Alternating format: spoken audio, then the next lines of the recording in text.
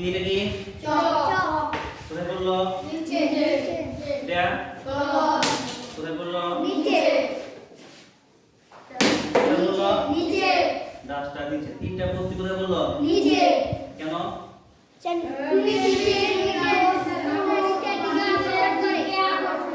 পৃথিবীর আকর্ষণ বলের কারণে এমন হয়েছে। এই ডাস্টার আর কাগজ আমি যদি একই উচ্চতা থেকে একসাথে ফেলি তাহলে কি হবে দেখো তো কোনটা আগে পড়ছে ডাস্টার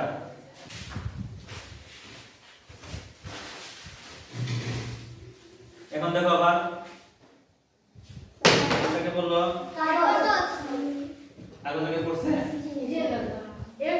একই সময় অথবা আগে পরে পড়তে পারে কিন্তু আগে তে কম সময় লাগছে না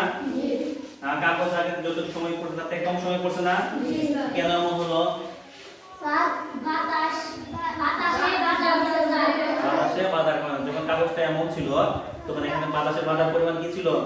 বেশি ছিল যখন আমি কাগজটা মুছতে দিলাম তখন এটাতে যতটুকু বাধা দিছে তার থেকে কম বাধা এখানে দিছি বুঝে গেল আর যখন আমি কাগজটা এমন করে দিলাম তখন এটার মধ্যে বাতাসের বাধা কি ছিল কম ছিল সেজন্য আগে থেকে কম সময় লাগছে কোনোভাবে এই রুমটাকে বায়ু শূন্য করে দিই মানে বাতাস থাকবে না তাহলে 5 কেজি ওজনের একটা পাথর আর এই কাগজ একই উচ্চতা থেকে যদি ফেলি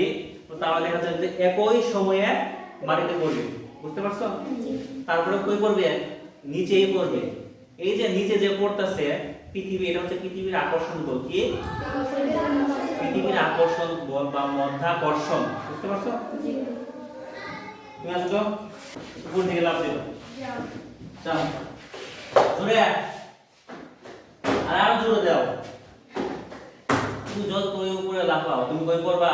নিচেই পড়বা তাই না এই যে তুমি উপরে লাফানোর চেষ্টা করতেছো তুমি কই পড়লা নিচে পড়লা